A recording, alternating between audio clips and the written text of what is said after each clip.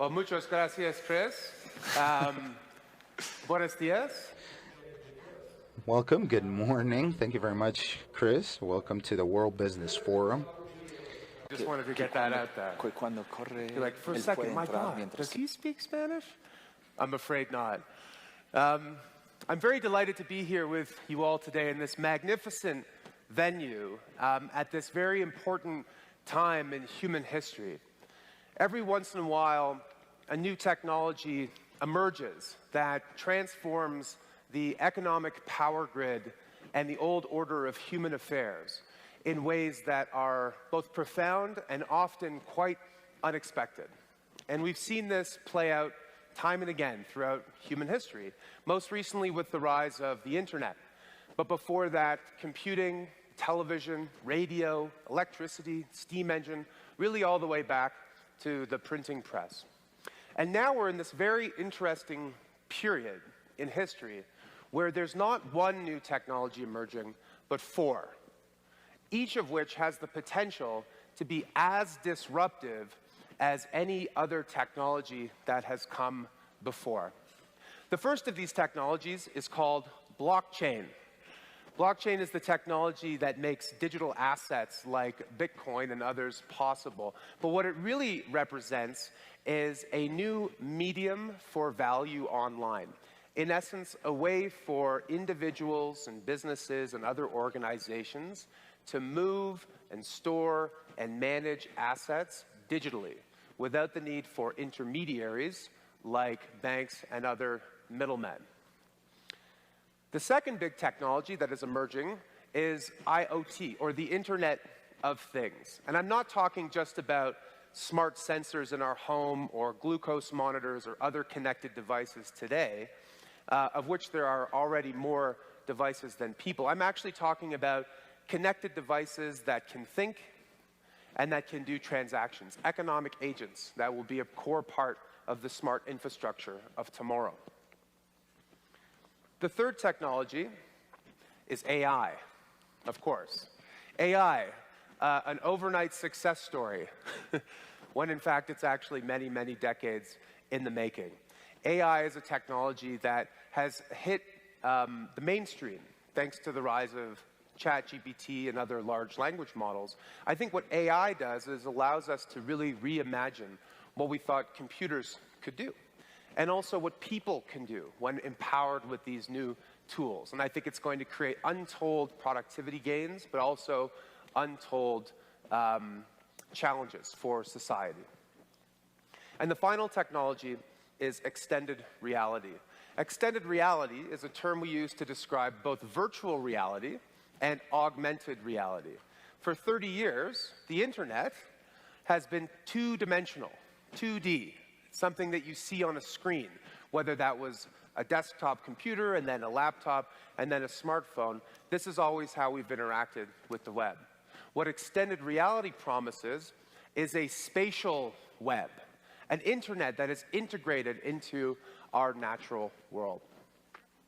I'm here to tell you today that these four technologies are not separate, but related. In the same way that the term internet went from describing a fairly narrow range of networking technologies in the very early days, 1980s and 1990s, to describing a whole range of technologies, but also new business models, new social behaviors, new cultural phenomena. So too is the term Web3 coming to describe this new era where these technologies of the future will converge. So the foundational technology of Web3 is blockchain technology. So for about 30, 40 years, we've had an internet, right? An internet that you and I use and everybody else has used. And when you use the internet today to send and move and share information, you're not sending an original, unique thing. You're sending a version or a copy. So let's think of some internet use cases. If I use email to send an email to someone, I can send the exact same email to someone else. If I write something into Twitter, it's available for all to see. If I host a website, anybody can access it. So in a way, the first era of the internet is kind of like a printing press for information, a digital printing press for information. And just like the first printing press, it's had a broadly positive impact on the world. It has democratized access to information. But when it comes to things that have value, things like money, or stocks and bonds, or identities, or art, collectibles, or IP, intellectual property, being able to create and send copies of those things is actually not such a great idea. So let's say instead of sending an email, I was trying to send someone here in the front row $20, right? It's important that when they receive the money, that they know that I don't still have a copy, that I can't send the same $20 to someone else or retain an original. Because if I have a copy of the money and I can create other versions, the money becomes worthless. So it's great to have a printing press for information. It's amazing. It's a powerful, powerful tool. But it's not so great if every person has their own printing press for money or for assets or things that have value. And this is a very specific problem that computer scientists really were trying to figure out throughout the first era of the web. How do you ensure that when you move something of value from one person to another online, that you don't still have a copy? The problem is known as the double spend problem. And a lot of very smart innovators during the first era of the web were trying to figure out a way to add money or value to the web, right? If you think about the internet, it is an open, public system that allows people to move information peer-to-peer. So the logic was, well, why don't we have an open, public system to move money peer-to-peer? Mark Andreessen, who developed the Mosaic browser, which eventually became Netscape, wanted to put money into the browser. Elon Musk, the first version of PayPal was a company known as X.com. It also began as an effort to create a form of digital money. But none of these very bright people could figure out this problem. So as a result of this double spend problem, we still basically rely on middlemen, on intermediaries for commerce both online as well as offline. Now, these intermediaries are familiar to us, of course. There are traditional middlemen like banks and brokerages and other financial companies. But increasingly, the big platforms of the internet age, companies like Google, Facebook, Amazon, and others, have become the economic arteries for commerce online. And these intermediaries and platforms, they do a bunch of really important stuff in the economy. They, first off, establish the identities of buyers and sellers of assets and senders and receivers of value. They establish trust online, and they perform all of the business logic, all of the clearing and record keeping and processing that goes into making an economy work, both on the internet or offline. And overall, they've done a decent job, but they have some very specific problems. The first is that they're centralized. And because they're centralized, they're vulnerable to hacking or to attack or to being co-opted by government or some other force. The second big issue is that they add huge friction to commerce online. In the case of sending money overseas, it can take days, sometimes even weeks, to move value between two countries. And it can cost, on average, according to the World Bank, anywhere between 8 and 10%, which is so weird when you think about it. We talk about the market for cross-border payments or remittances, right? Colombia is a country that is a recipient of remittances from the diaspora that lives abroad. But we never talk about the market for cross-border email or cross-border web searches. So information flows instantly, right? There is no market for cross-border email because it's a free, ubiquitous way to move information. But we talk about it when it comes to money and to assets. The third big issue is that they capture all this data about us. And that's problematic because it means we can't monetize it, but it also means that it can end up in the wrong hands. And the fourth issue is that most of the value that's been created from the digital economy has been captured asymmetrically, meaning that a few very large platforms who have acted as the main arteries for commerce have received a lot of the value. So what if the internet was entering a new era? from an internet of information to an internet of value, or an internet of assets. Well, in 2008, an anonymous person or persons under the name Satoshi Nakamoto created a thing called Bitcoin. Who's heard of Bitcoin? I'm just kidding. I think everyone's heard of Bitcoin. It's that thing that criminals use to send money around the world. I think some criminals do use Bitcoin, though with less frequency than they use cash, because cash is anonymous and Bitcoin is not. Bitcoin, for all the hoopla that it's created, really just was designed to solve a very simple problem. It was designed to enable one person to send money to another person over the internet without a middleman. That's it. And what was remarkable about Bitcoin was that it worked. It worked. All those other attempts at trying to create money online failed, but this one worked. And it worked so well that it set off a spark that's kind of caught on like wildfire and captured the imagination of business leaders and policymakers and entrepreneurs and technologists the world over. And one of the big reasons is because of the underlying technology of blockchain. So this will be the only sort of mildly technical part of the talk. But basically, in a traditional system, two parties are transacting with an intermediary, a middleman. That middleman maintains a record or a ledger of the transactions, who owns what, who owes what to whom, and so forth. And for maintaining this ledger, they get compensated. They're acting as a trusted intermediary.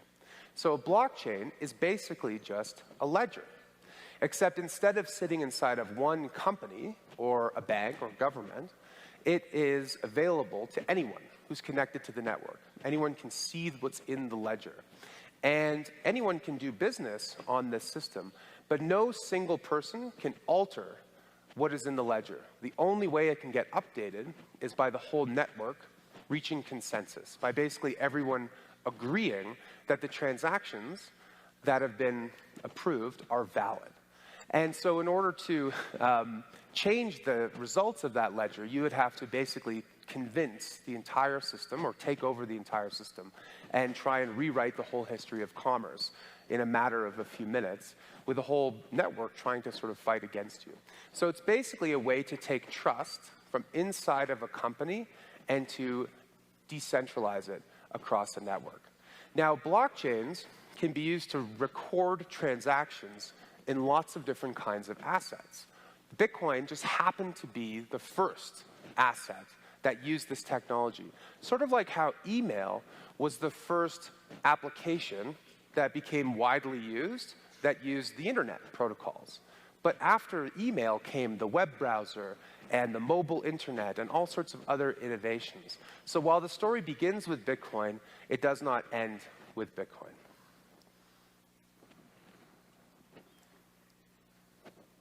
This was the subject of the first book that I wrote with my father, Don Tapscott, on this subject, called Blockchain Revolution. They say that luck is the combination of preparation and good timing. Well, this book came out at the perfect time when a lot of curious people in business and students and journalists and others were trying to understand this technology. But it was also written at a time when the technology was incredibly new, where the applications were still unproven, where most big companies had not yet implemented this technology. Whereas today, things are very, very different. And that's why I felt it was necessary to write a new book. They say the future is bright, but it's not always clear. And sometimes you need a guide to help understand what's coming next. So, the internet is entering a new era, and the web is also entering a new era at the same time. And I'll explain what I mean by that. So the internet was actually an invention that came out of the US Department of Defense in America. It was the first message ever sent over the internet was in 1969, which I think surprises a lot of people.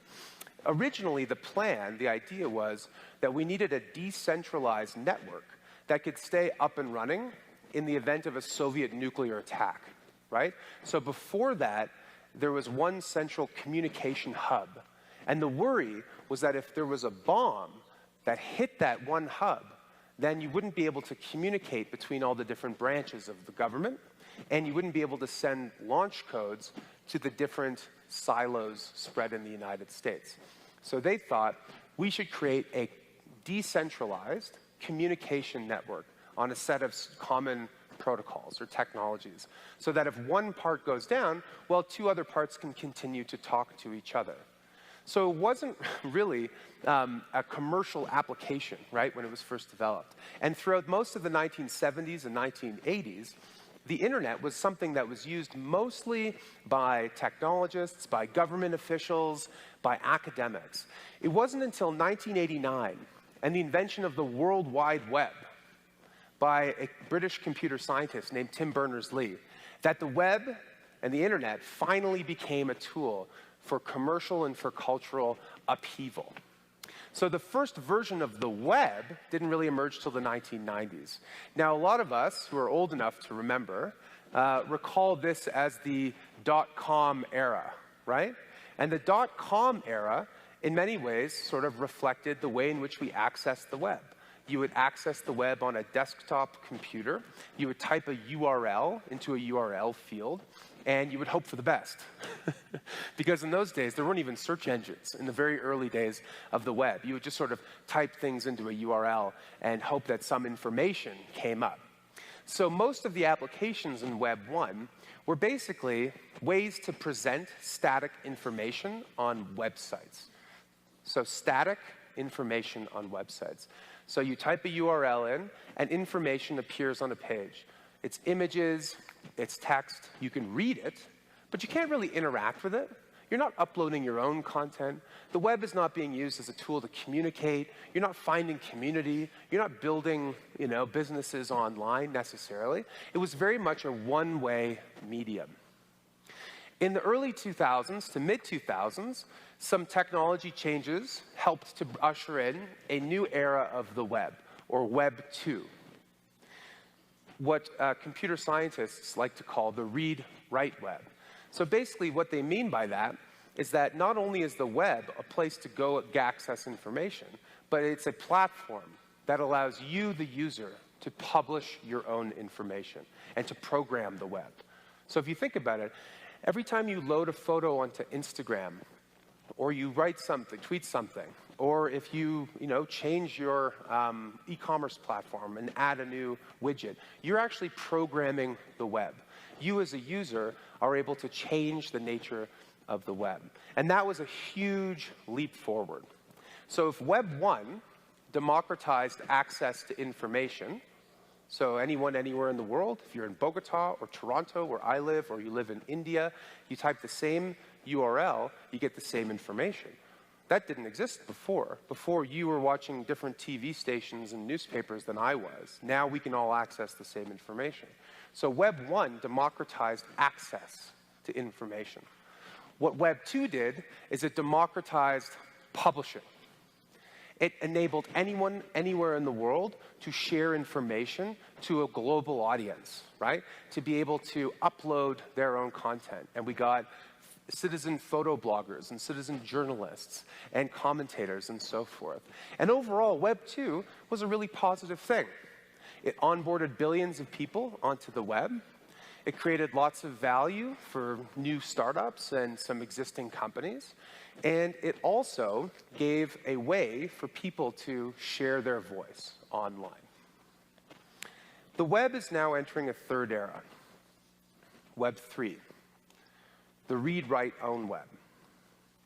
So in Web 3, not only is the web a way to access information or to share your own thoughts and ideas, but it is now a new, powerful platform to move and store value, to own your own creations and your own assets, and to earn money on a globally level playing field. The first two eras of the web were part of the Internet of Information. Now, thanks to blockchain, we have a new medium for value that allows us to crystallize ownership of everything from our identities to our financial assets to the virtual goods and creations that we interact with online. So in many ways, this is an improvement on what went before. So Web 2 the dominant sort of platforms of Web 2 are companies like Facebook or Google or Amazon or others. And I really think social media really is the defining business case or defining example of a company from this era. And Web 2 did create a lot of value, but it had some very big problems. The first is that advertising basically became the primary revenue model. And what that meant is that platforms would try to keep you on websites for as long as they could so that they could continue to serve ads to you. How did they do that? With recommendation engines that often help to feed extremist content or sow political division. And I think in many respects, those algorithms are responsible for the fragmentation of discourse in a lot of places in the world, including a lot of democracies. The second thing is that they enriched financial intermediaries without really all that much innovation. Because the web, the early web, was a medium for information, you still needed Visa, PayPal, MasterCard, Square, Shopify, all these companies to sit in the center of all commerce online. And the more and more commerce that moved online, the more those intermediaries became enriched. But they didn't actually do that much innovating, right? You know, the market for credit card payments online, I mean, you can pay online, but it's very similar to what exists in the real world. The third big issue is that it misaligned users with the platforms they rely on. Take something like social media. If it were up to all of us, users of social media, we may say, you know, we don't want to maximize the profit of this platform. We don't want to be served all these harmful ads. We would rather just see pictures of our friends and family and interact with the people and communities that we want to. And we would rather ignore all this other stuff. But because the incentives of the company were different from the incentive of the user, we got a model that I think didn't work as well for users. The fourth big issue is that Web 2 became a winner-take-all model that created natural monopolies in a few core areas: search, social media, streaming, operating systems. So who here has an iPhone? And who here has an Android device? And who here has something else? Right, so two. There are only two operating systems. And that's very problematic because the mobile web is how we access the internet today. And you have two companies that have put a chokehold on new application development, and they tax new developers and new users on those platforms. And then the fifth issue is that these big platforms became choke points for government surveillance. When everything runs through 3 or 4 companies, those companies become natural honeypots that unscrupulous governments might like to exploit. So the web was supposed to democratize how people consumed content, right? And how we interacted with each other. And it did for a period of time. But what happened was big companies re-intermediated. And so in the old days, we had a handful of big broadcasters that controlled the flow of information in places like the United States. And today, we have a handful of internet platforms that perform essentially the same role. Web 3, the read, write, own web. I think like all other versions of the web, this new era is also going to be transformative for business and for culture. And it's going to impact every industry, and I'll explain why in just a second. So let's walk through just the principles of Web 3, and then we're going to get into some of these big transformations. So the first is ownership. Just go back there. Web 3 starts with the premise that because we have a new way to express value online, internet users can become internet owners, meaning they can be owners of the applications and services that they use. They can be owners of their data and their identities. They can be owners of virtual goods and content that they buy online. Today, people already spend about $100 billion a year on virtual assets that they buy, but they don't own. So who has kids who play Roblox? Yeah.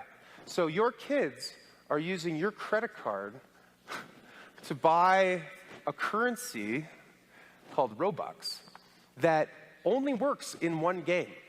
And if that company decides that it wants to turn off that currency or to change the rules of how that currency works, they can do it like that.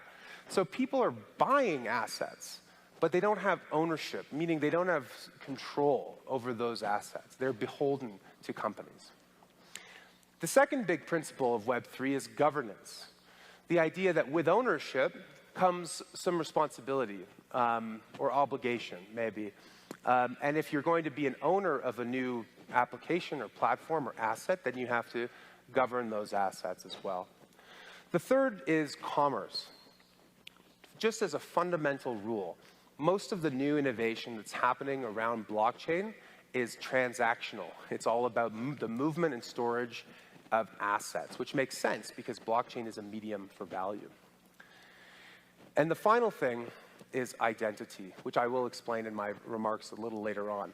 But basically that in a Web 2 model, you create all this data, but you don't own it. You don't own your own identity, not in the true sense of the word. But in Web 3, we can reverse that.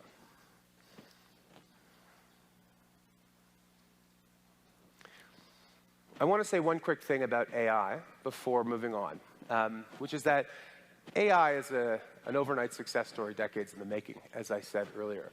In the 1960s, there were computer researchers in England and elsewhere who were saying in 20 years, AI was going to replace all knowledge workers in the economy. They said this in the 1960s. So the 1980s rolled along, and that hadn't happened. And a lot of people became very disillusioned with AI. They started to think this was the technology of the future, and it always would be, that it would never really come around, right? And the history of AI actually dates back all the way to the 1940s.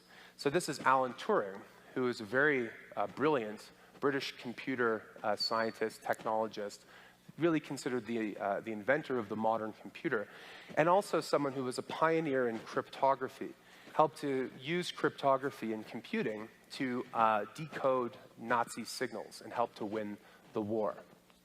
He was also someone who was fascinated with artificial intelligence and developed this thing called the Turing test. And the Turing test was designed to basically see if a computer could fool a person into thinking that it was also a person. And in his mind, this was supposed to be a sign of artificial generalized intelligence, right? So there's AI, which is the ability of computers to do complex tasks and to mimic sort of human ability. And then there's artificial generalized intelligence, which is literally like when machines start to think, right? And he was someone who sort of believed that this was going to happen soon, and it still hasn't happened 80 years later. But last year, we've had this key inflection point where all of a sudden AI has hit the mainstream. And a lot of the big transformations within Web3 involve the intersection of AI and blockchain. So today I'm going to just walk through these 6 different transformations, which in many ways is how I think about it in the book. So let's start with the most fundamental of all of this, assets. So people sometimes ask me, I don't really get why there are all these cryptocurrencies in the world, right? I maybe understand the value proposition for one digital money that would make it easy for people to move value around the world and so forth. But why do we need thousands of these things? Excuse me. And it's a great question. And the answer is, you don't. You don't need thousands of currencies. We have hundreds of currencies issued by governments, and that's a system that doesn't really work all that well. But the key thing to understand is that most digital assets that use blockchain are not trying to be currencies at all. A currency is a very specific thing. A currency is supposed to be a medium of exchange, a store of value, and a unit of account. US dollars are currency. Pesos are currency. Bitcoin is trying to be a currency. But most other digital assets or tokens are not. So what is a token? This is the word I think is most appropriate to describe this new kind of technology. Well, a token is really just a container for value, a digital container for value. So in the same way that you can load up a shipping container with furniture, computers, food, clothing, and so forth, you can program a token to contain meaning represent anything of value. Money, stocks and bonds, and other securities, titles and deeds to property, art and collectibles, even votes in an election. Votes can be turned into tokens. Because if you think about it, a vote, casting a vote is a lot like doing a transaction, right? When you vote, it's important that your vote is cast and counted, that it can't be cast again, right? That you can't keep voting over and over again, and that you have a way of proving after the fact that your vote was counted and casted. That is something that is very similar to doing a transaction, right? It's important that when you buy something, you can't use this money to buy something again, that you have proof of purchase, and so forth, right? So tokens are a new primitive, a new technology tool, sort of like a website, right? Like a website is a container for information. A token is a container for value. So a website can contain, the classifieds, sports scores, government portal, your health records, storefront, basically anything. Anything you can think of for a website can be programmed, and anything you can think of for a token can similarly be programmed. So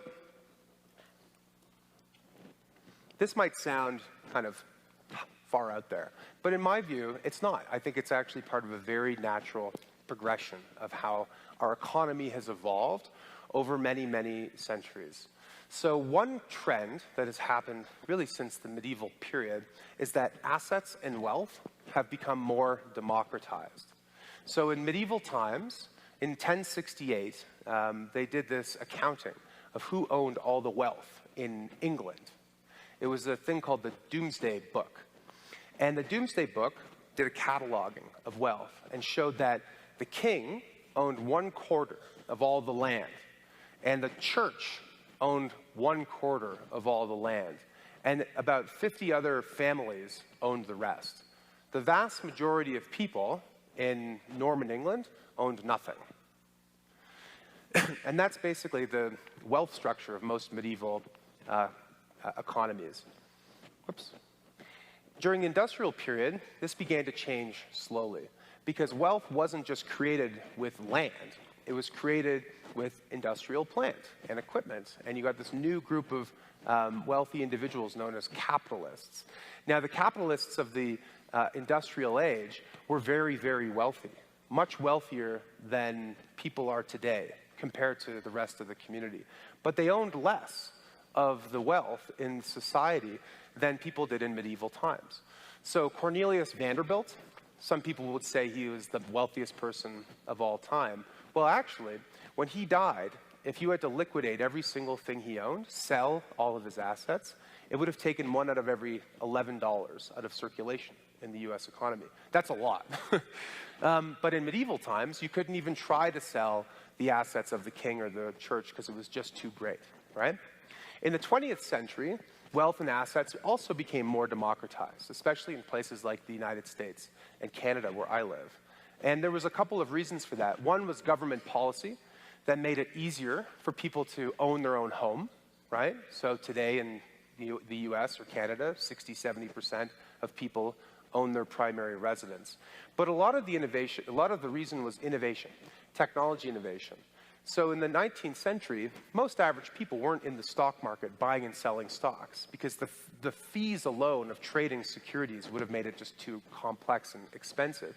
But today, the majority of people in North America, for example, have assets, have capital assets, investments in mutual funds and ETFs and retirement savings plans and so forth. So very slowly, wealth has become more democratized. The world today is still a deeply unequal place, just to be clear here. I'm not saying that this is a utopia or something, but the trend has been our friend. We have moved in more and more to a world where wealth is more equally shared in society. There's a second big transformation that's happening, which is that wealth and assets are becoming more abstracted. So in those early years of medieval times, the main asset, where all the wealth came from, was land, because agriculture was the main industry. There wasn't industrialization. So the more land you owned, the wealthier you were. And maybe there was some mining and some trade and some small production of stuff. But in general, it was land, right? And land's a pretty simple thing to understand. It's under our feet. We can hold it in our hands. In the industrial age, assets and wealth became more abstracted. So the way in which people created wealth in the industrial age wasn't by farming. It was by building companies, joint stock corporations that went out and built steel plants and timber mills and rubber plantations and railways and all of these other new kinds of industrial production. And in the process, ushered in a new kind of asset class of stocks and bonds and bills of lading and paper money. And people in the old world, the agrarian elites, they viewed this as heresy. How can you create wealth from paper, right? How can a company outlive its founder? These things made no sense to an elite that was used to wealth coming from the land. So now we're entering this new era where all of this new value is getting created on the internet. But most of that value has still been captured by corporations, an industrial age artifact. So all of the value of you and your network sharing information and creating value on platforms like Facebook and others is captured by the platform itself. We haven't really had a way to express that value in a fully digital medium until now.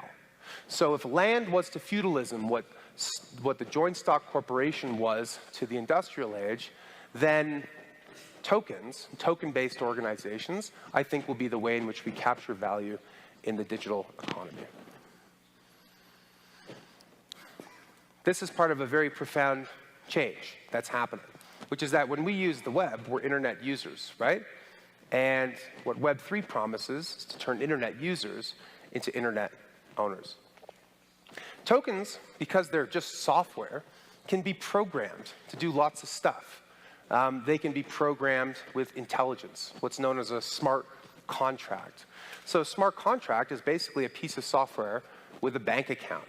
It's a way for two or more parties to transact, do business, organize value without the need for a bank or a law firm or escrow agent or traditional intermediary. In the same way that the first eras of the web made it so that we didn't need traditional middlemen for moving and storing information, blockchain makes it so we don't need these intermediaries for moving and storing assets.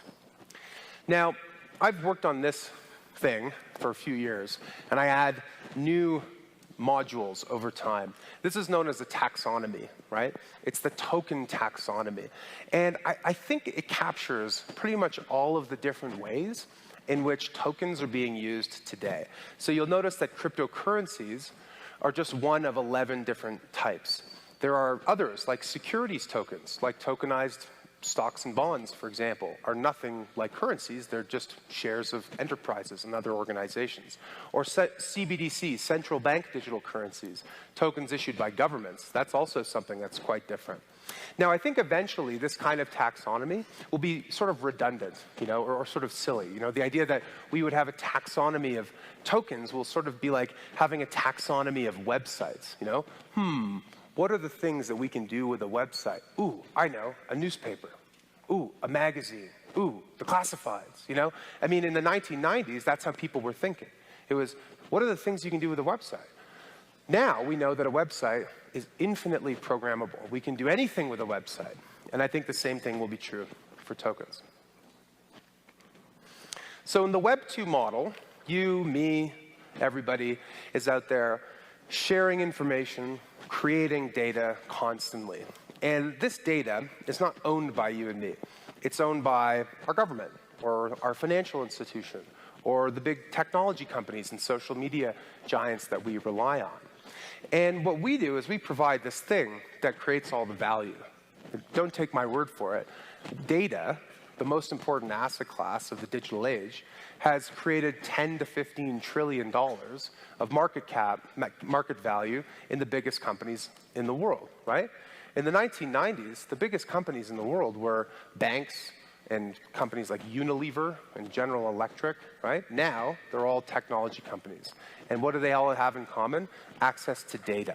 So this data is enormously valuable. And then in return, we get access to free services. So in a way, this is a form of digital feudalism, right? where you put forth, you do all the work, you provide all the value, and then you get something small back in return. Turns out there's a virtual you out there. This is the virtual me. What do we think? I think I still got it. That's the best part about doing a virtual you slide, is like you can give yourself Ronaldo's body or something like that. So there's a virtual me, there's a virtual you. And the virtual you knows you better than you know you. You know, you don't know where you went, what you said, what you bought, what you posted online, all the messages, all the interactions, all the websites you visited, 2 years ago to this day. You don't know that right off the top of your head. But the virtual you does. And that's problematic because that data we can't use, right? And it also is something we can't monetize. So what Web3 promises is simply an inversion of this model, where instead of all the companies and services you interact with owning your data, you would own the data. And then you would decide who gets to access it. And if it was to get monetized, you could get compensated as a result. The third transformation is to organizations. So this is a very famous economist. His name is Ronald Coase. And Ronald Coase won a Nobel Prize for asking and then answering a deceptively simple question. The question was, why do we have companies? Something maybe you've thought of on a Monday morning when you have to get up and go to work. No, why do we have companies? And he said, well, if the market is the best way to connect buyers and sellers and, to organize capability, then how come everyone isn't an independent contractor, right? How come marketing and human resources and sales and manufacturing aren't all bidding with each other in a marketplace, right? Because isn't the market the best way to do things?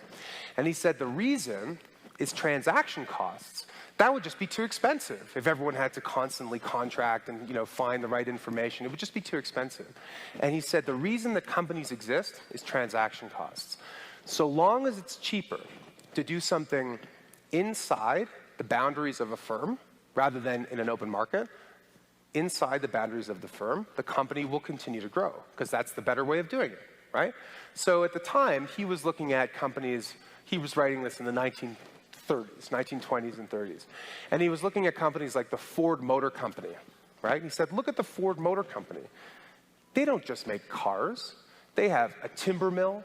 They have rubber plantation. They have the steel works. The plant in Michigan where the cars were made put in raw materials in one end, like wood and steel, and produced vehicles on the other side.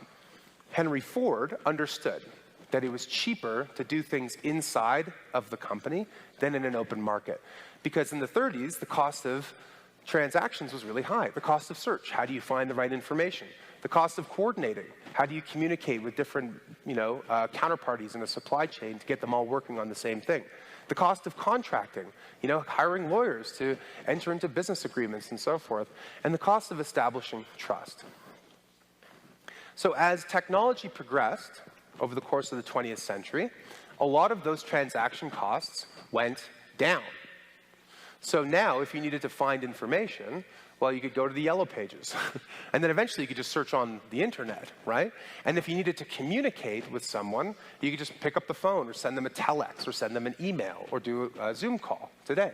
So as technology tools have progressed, a lot of transaction costs have gone down. The closest equivalent we have to the Ford Motor Company of its day today is like Apple computers, right? Apple doesn't make phones. It designs them and it markets them, but it has a supply chain with 150 different companies in China alone that help to build its phones, and it's got dozens of others in other countries as well. Apple understands that it's cheaper to do things outside of the boundaries of the firm than inside the firm because the costs are lower, right? Because all of those costs have gone down. And that's where we've gotten to the point of sort of business webs, where a lot of smart leaders have figured out that you don't need to do everything. You can focus on what you do best and outsource the rest. But if you look at the corporation today, And by that I mean the structure of the company, how they're organized, how they're constituted. In some respects, they actually look very similar to how they did 100 years ago. They still are joint stock companies domiciled in places like the US with management teams and with boards of directors and with organizational charts and so forth. And even though they've disaggregated, they still do a lot of the same things that they did before. So what blockchain promises to do is to decentralize the company even further, to enable individuals and businesses to coordinate and to move and organize value online without the need for traditional architecture. So the new kind of organization is a thing called a DAO, or a decentralized autonomous organization. Now, as with many things in this industry, I did not create this term. If I had the option, I would have chosen something a little bit different. This is not really a fun thing to say, you know, decentralized, autonomous organization. It's also not totally accurate. Autonomous, I don't know what that means to you, but to me, I think of an autonomous car, right? A thing without a human being. There are no people involved. DAOs have people, obviously. They're collections of people, all working and collaborating together. But they're doing so in a global and decentralized way. And I think that DAOs are going to be the way in which a lot of entrepreneurs launch businesses in the future. And I'll give you an example as to why. So let's say you were a software entrepreneur, and you wanted to launch a new company, and you wanted to make it available, a new software product, and you wanted to make it available from day one in 50 countries, in Colombia, in Venezuela, in Brazil, in Argentina, in Canada, India, all around the world.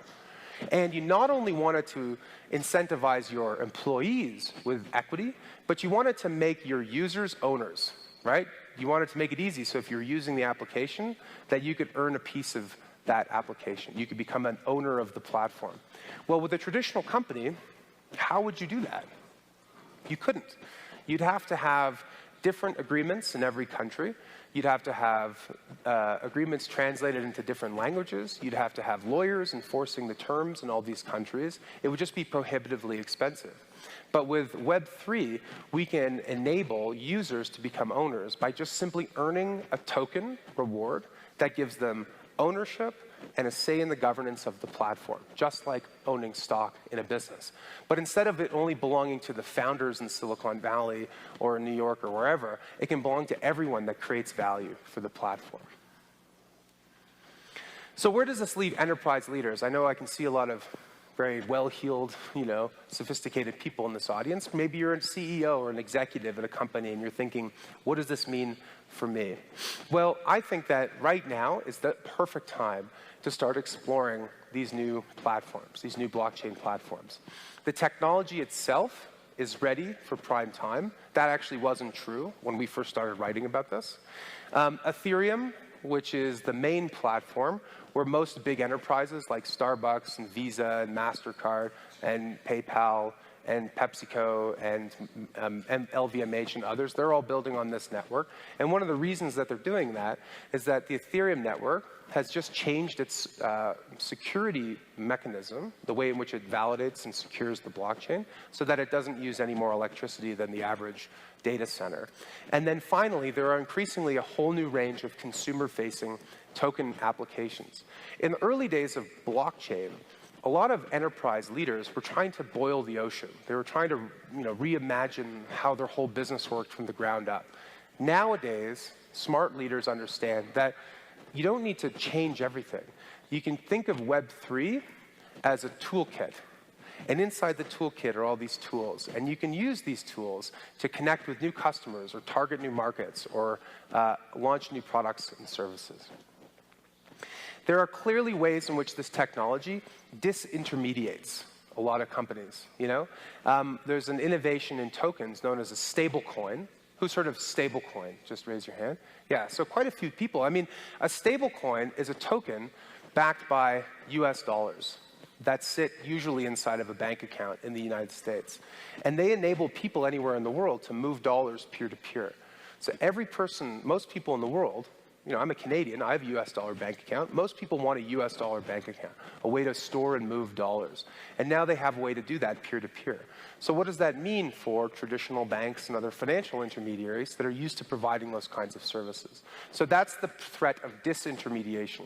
But there are at least as many ways that we can re-intermediate, which is to put yourself back in the center of the value creation.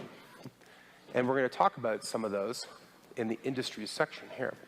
So this is Clayton Christensen, who is a second old guy in my deck. Clayton Christensen is a brilliant management thinker, and he developed this concept known as the innovator's dilemma, right? And the innovator's dilemma tried to understand why great companies fail in the face of new innovation. And he said one of the big problems is that when a new technology emerges, it's actually less useful than the current technology for the core customers, right? So, you look at the biggest computer manufacturers in the 1960s and 70s were making things called mini computers and mainframes. So mini computers, like who's heard of a mini computer? Unless you're over the age of 40, you've probably never heard of those. And they were used inside of corporations for a lot of processing and data management and so forth. When the first personal computers came along, a lot of people inside of big companies said, these things are useless. They can't be used for the kinds of big data processing that we use our mainframes and mini computers for. But what people failed to understand was that the computer was about to go from a tool that was used for data processing to a tool that was used for communication, right? A tool that every single business leader and professional person in the world was going to use. That wasn't obvious at the time. At the time, a lot of people said managers and professionals, like lawyers, will never use computers.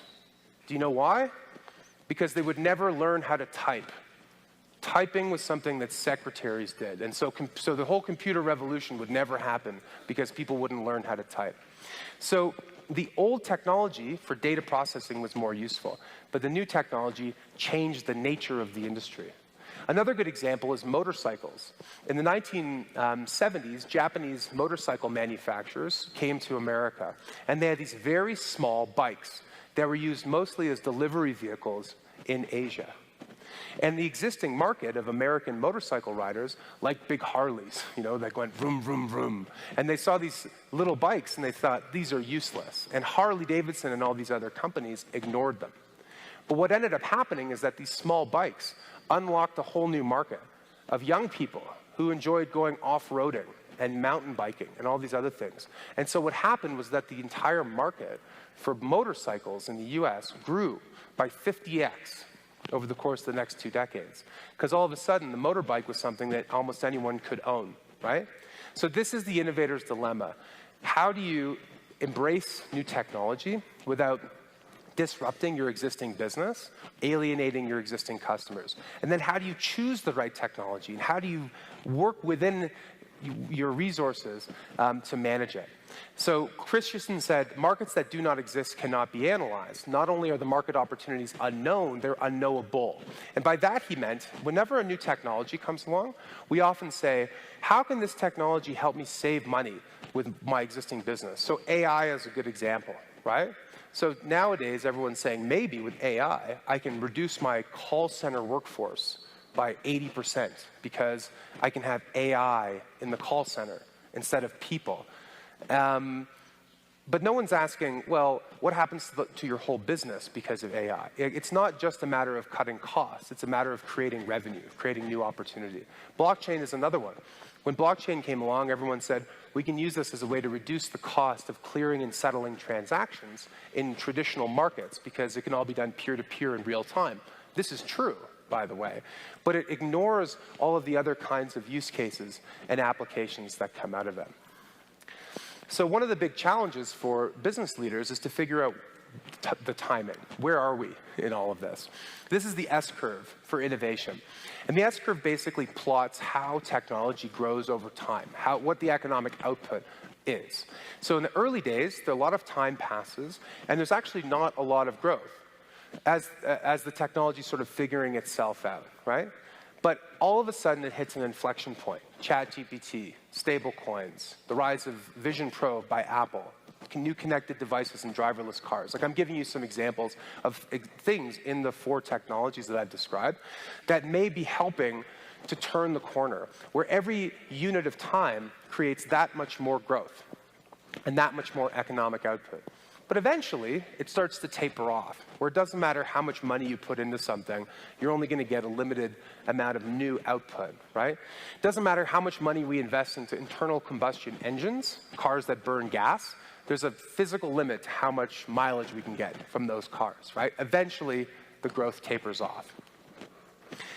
And so we have to think about this in the context of different industries. One is financial services. So this is a Rube Goldberg machine, a device that performs a bunch of unnecessary steps, and in the end, it solves a simple problem, like it cracks an egg or closes a door. I'm a banker, or a reformed banker, and at the risk of alienating any other bankers in the room, this is basically how the financial industry works today, right? Where you think that money is moving digitally from one person to the next, when you use Venmo or PayPal or when you tap your card on a card reader. But actually, it's not. It's going through your bank, the merchant's bank, the processing company, the card issuer, risk check, currency, and so forth. And it costs the merchant 10% or 5%, whatever it is, in terms of fees. When you buy a security, if you buy a stock, right, on an application like E-Trade or Robinhood. I'm not sure if you have those applications here in Colombia, but you press buy and the fireworks go off and you own the security, but you don't own it. The transaction has been communicated, but it takes 3 days to settle. It involves brokers, clearinghouses, custodians, transfer agents. I might be putting you to sleep with all these different things. But basically, most of the innovation that we've seen in financial services, whether it's in investing or moving value and so forth, what they call fintech, financial technology, is really nothing more than digital wallpaper, right? It is a new interface. It's a new, fresh coat of paint on the old structure of financial services that makes onboarding and accessing finance easier and more appealing. But under the hood, under the surface, you're still interacting with all the same traditional companies.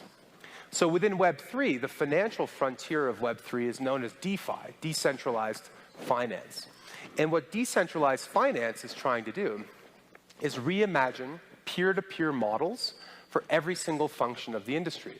So remember, Bitcoin was designed to give people a way to move value peer-to-peer over the internet in this thing called a Bitcoin. Now, Bitcoin has its strengths, but it also has its weakness. It's volatile, and if you're a merchant and you want to get paid for something, maybe you'd like to know that the money isn't going to go up and down in value, for example. Enter stablecoins, tokens backed by dollars, gold, euros, and other kinds of assets. So moving value, number 2, is one of 9 different functions of financial services. One of the CEOs of the biggest bank in Canada, I had a chance to meet with him and to speak with him about this. And he said, that's a very interesting idea. He says, people think our business is complicated. It's not, right? He says, we move money. And because we move money, we get to store money. And because we store money, we get to lend money. And lending money is our whole business, pretty much. So if you mess with the moving part, people have new ways of moving value, all of a sudden the foundation for the industry starts to shake a little bit. So within DeFi, there are entrepreneurs reimagining peer-to-peer models for how we access credit, how we exchange assets, how we insure against risk, how we do accounting, how we audit, how we establish identity, and so on and so forth. And what's really exciting to me about DeFi is that all of those new projects in those areas are user-owned networks. So one example in number 5, exchanging value, is a decentralized exchange called Uniswap. Now, Uniswap allows buyers and sellers to trade any kind of asset, peer-to-peer. But in order for an exchange to be useful, it needs to have liquidity, right? If you want to buy $1,000 of something, but there's nothing for sale, then it's not very useful. So what Uniswap figured out is that if you incentivize users to trade, to provide liquidity, then the platform becomes more useful. So how are you going to incentivize them? Well, you give them ownership. You let them become owners of the platform. So Uniswap is an example of a platform that trades billions of dollars a day using smart contracts, and it's entirely owned by its users. That is a fundamental shift from how we think about finance today. So I'd like to just talk a little bit about the intersection of Web3 and AI. And at the risk of overloading you with information, I will try to go through this fairly quickly and simply. So on the left-hand side, you have the AI stack. So these are the layers of the AI industry. Number one is hardware, chips, really powerful computers that can help train AI models, right? NVIDIA chips, basically. Number two is the models themselves. OpenAI, Anthropic. You may have heard of these companies. OpenAI launched ChatGPT. These are the models that are running on these chips and being trained to do inference, to help answer questions and do human tasks, right? On top of that is the data. So if you want to train a model, you need a lot of data, a ton of information, right? Because the more data you have, the more things the model has a chance to interact with, right? So if you want a model to know how to write like Chaucer or something, it's helpful that they know how to do medieval English and have read every single work by every English language author of all time. So that's data. You need all the data to go into the model. And then there are applications built on top. At each stage of this AI stack, there are ways in which blockchain intersects with AI. And I'm going to talk through a couple of them. So right now, AI is closed. It sits inside of companies. AI is siloed. The data is controlled by a handful of big companies. And AI is opaque. There's no visibility into what's happening in these models, and there's no governance over these models. In a Web3 world, AI is open source. It is transparent. All the data is recorded on-chain, on blockchains. And it involves governance by the community. So let's talk about a specific example. Culture, as an industry, needs a new business model. The business model for culture is broken. The business model has changed a lot over time. In pre-industrial times, the way that a creator got paid was by having a wealthy patron. So you'd have to find like a Medici or like a King of England or something to fund your work. The industrial era changed that because it allowed creators to sell their works one to many. So if you were a writer, you could write a novel. If you were a graphic artist, you could sell a lithograph. Later on, if you were a musician, you could cut a record and sell that record to hundreds of thousands of different people, or millions of people. The industrial era ushered in the mass media market. The first era of the web was supposed to make this even better for creators because it was going to disintermediate a lot of different companies in the value chain. So let's take music, for example. If you were a musician and you cut a record, you could sell that music right to your fan over the web. You wouldn't have to go through a record store and ship the records and pay all these intermediaries along the way. You as the creator could capture more of the value. Except that's not what happened. What happened is we took a thing that was an asset, a CD, a record, that you sold a unit of those things, and we turned it into a free commodity. We put it through the printing press of the web, right, and made copies. So many copies that the value went close to zero.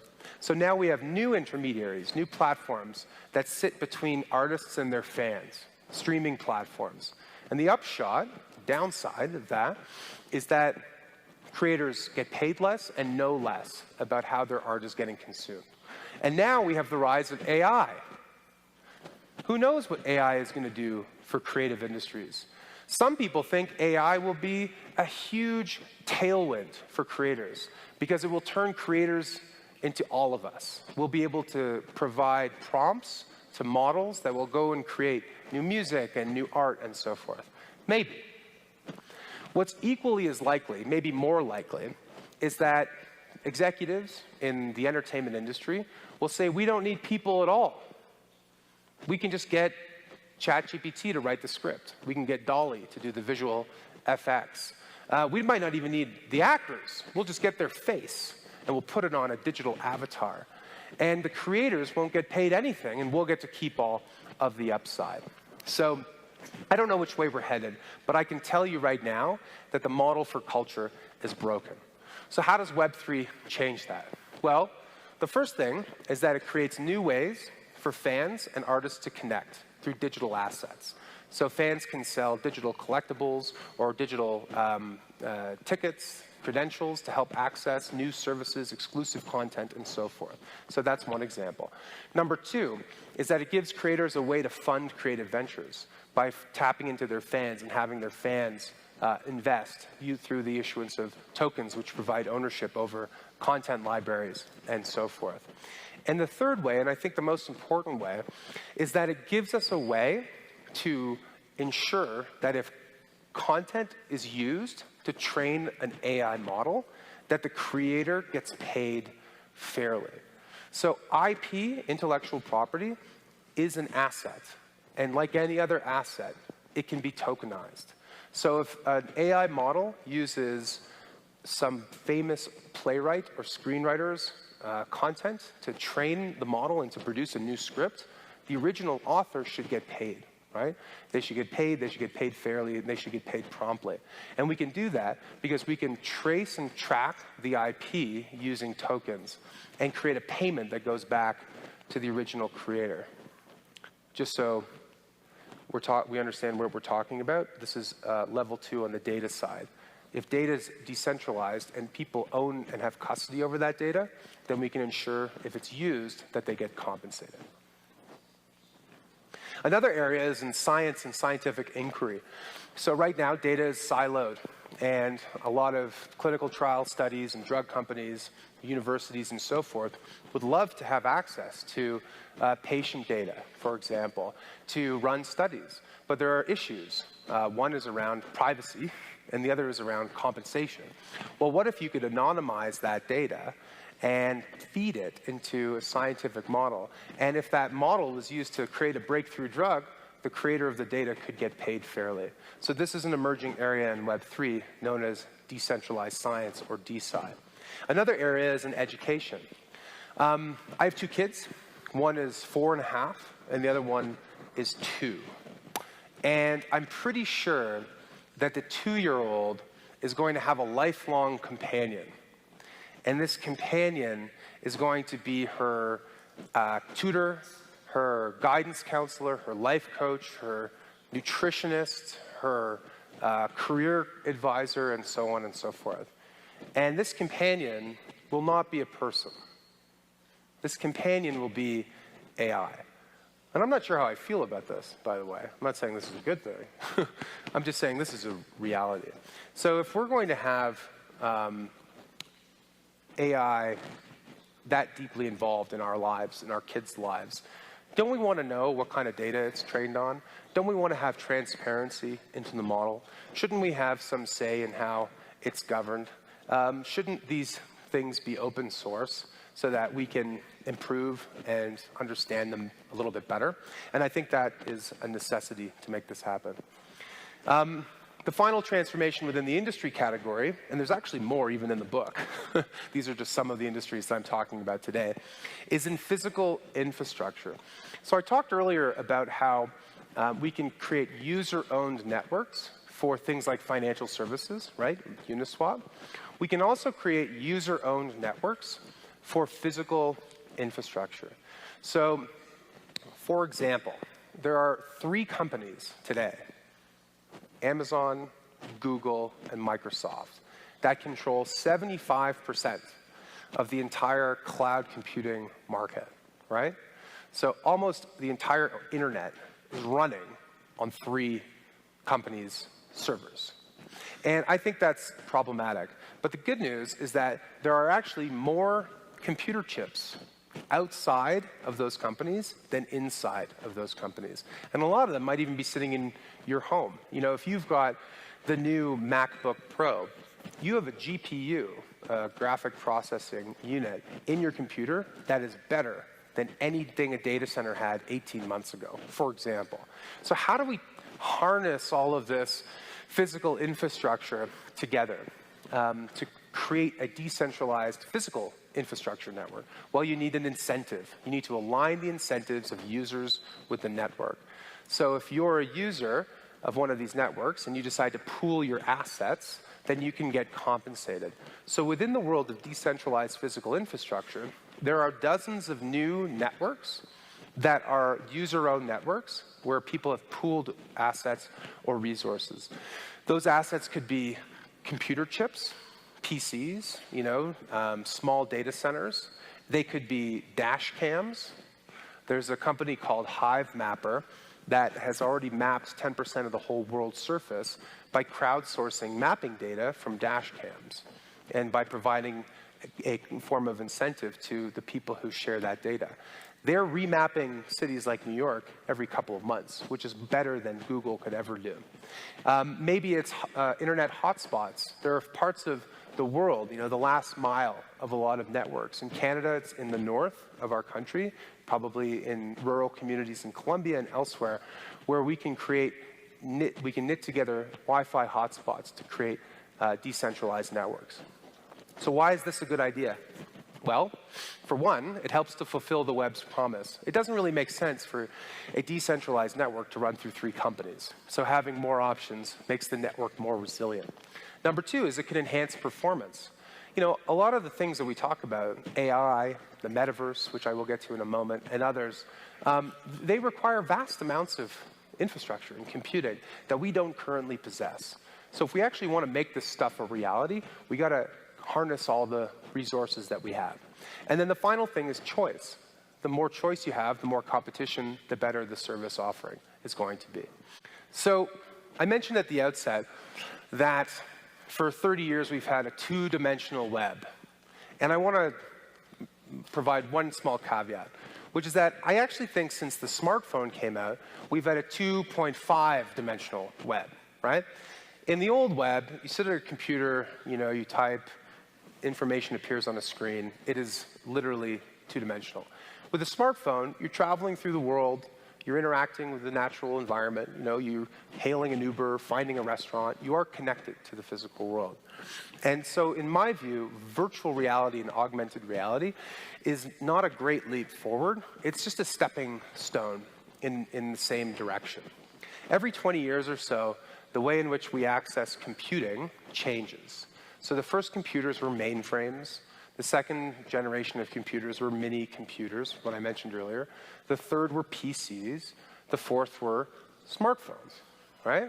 And every 20 years it changes. Well, the iPhone is 17 years old, so at some point we're due. We're due for a new interface. So how is it that we're going to access this new web? Well, one of the ways is via the wallet. So if you're going to be an owner of assets and your identity, you need a place to store it. In the same way that your wallet today stores money, but also credentials, right? Your driver's license, data, information about you. Your digital wallet does the same thing. And then the other side is, well, maybe the computing interface is going to change. And that leads to this discussion of the so-called metaverse, right? So the metaverse is much hyped, but I think a lot of thoughtful people do agree that this is going to be worth a lot of money. And the argument is pretty simple, that in the last 10 years, we've gone from spending 45 minutes online to 6 hours a day online. And most of that went from using a computer, and now it's on a smartphone. So as more and more of our time is spent on the internet, a bigger share of our culture, of our content, of our wallet, of the economy is going to be spent online. And if you can create an immersive experience, it's going to be that much more compelling. So the big companies that are pushing this vision are companies like Facebook and Apple. And I think in the Facebook version of the metaverse, you go into this virtual world and you access content and experiences and you socialize and you have to use the currency of that environment and you can't take your assets with you and all your data belongs to the platform and it's used to sell you more stuff, right? So to me, that's not really a new kind of frontier for humanity. That's not a new plane of existence. It's just virtual Disneyland, right? And Disneyland is fun. So I hear. It's been a while. I don't really remember. All I know is it's really expensive, so I'm holding off taking my children there. But it's not a new plane of reality. You know, it's just it's an amusement park. It's a diversion. So what does a Web3 version of the metaverse look like? Well, in my view, it has to have many of the features of the world we live in today, right? So today, most democracies have, by law, a reasonable right to privacy, right? As a human being, you have a reasonable right to privacy. Well, if you're going to be online in a metaverse, you should also have a reasonable right to privacy. And not just between individuals, but the platform itself. You know, the platforms, you shouldn't know everything about you. Number two is property rights. Property rights are the foundation of prosperity, right? They are, along with life, liberty, and the pursuit of property, really key to our modern system. We need a way to express property rights online, and because of tokens, we have a way to do that. And the third is economic freedom, the freedom to transact. So if I own some virtual asset and I want to sell it to someone else, I should be able to do that without needing to pay a 50% tax to some company that controls the environment. Right now, none of these things exist in Facebook's world or anything else, but we need them to exist to fulfill the potential. So there are lots of challenges, obviously, to making this a reality, and each of these are reasons, things we should take very seriously, but they are implementation challenges to be overcome. So I want to end on this note, civilization, not to be too grandiose. Silicon Valley was once called a tech Galapagos because of the very unique set of conditions, right? The unique set of conditions that led to a certain species of tech founder that went on to build all these big companies. And that those conditions were access to capital, access to talent, technology, government R&D, you know, the rule of law, all of these things that only existed, all of them only existed in one place at the same time. In the 1990s, as the web's first frontier was getting forged, most of the internet connections were in the States, and some of them were in Canada and Switzerland and some other places. You know, half the world's population hadn't even made a phone call in '93. Today, 3/4 of the world's population uses a smartphone connected to the web. So technology tools are more distributed than ever. Human talent, human capital is more distributed than ever. They say that technology makes the world a flatter place, right? Levels the playing field. Well, if that's true, then I think Web3 is going to be a steamroller. I think it's going to flatten the world in ways that we haven't really expected. Because if the first era of the web, you know, gave a way for everyone to access information, and the second era gave everyone a way to share content and find their community, well, then Web3 empowers them with a new toolkit to move and store assets, to build and earn value in a global marketplace in a way that we have never experienced before. The Silicon Valley of the future won't be a place. Well, at least it won't be one place.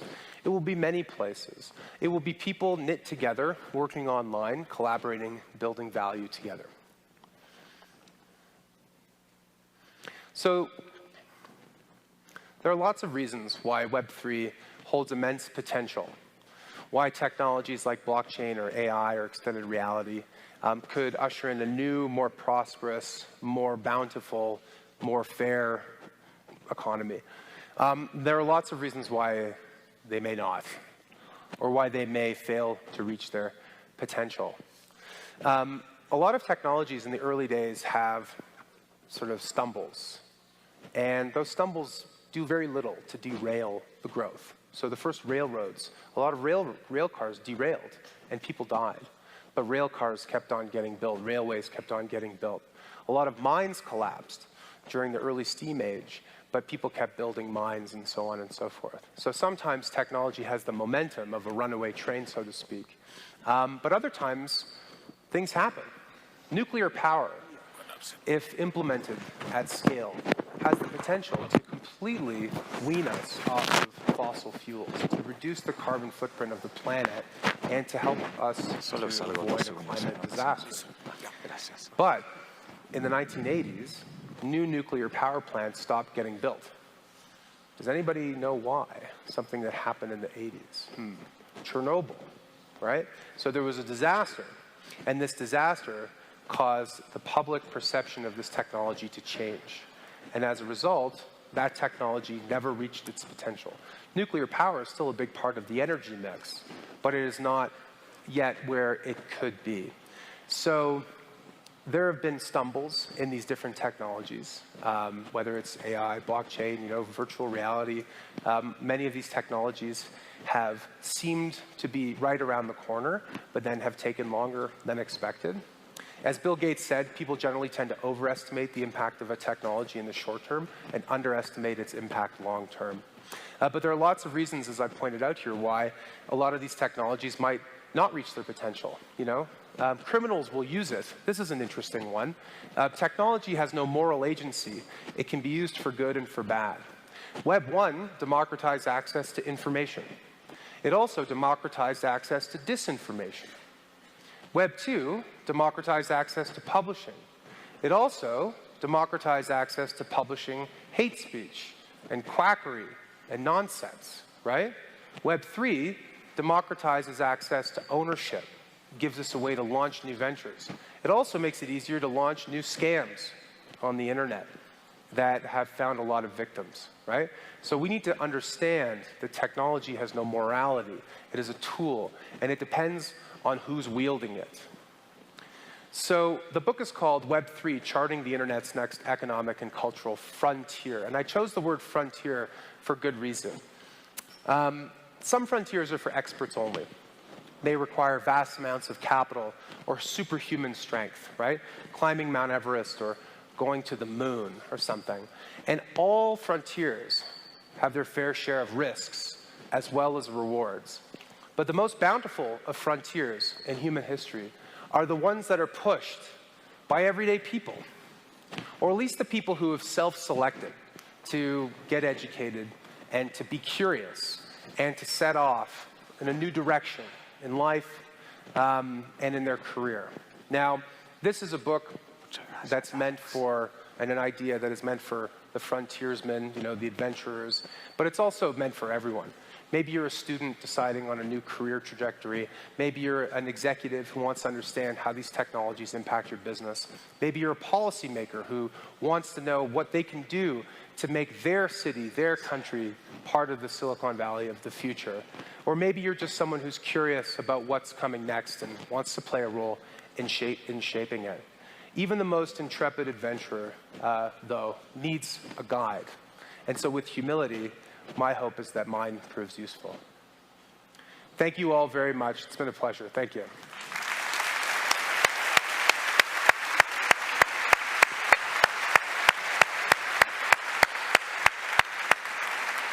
Thank you so much, Jeff. Thank you. Thank you.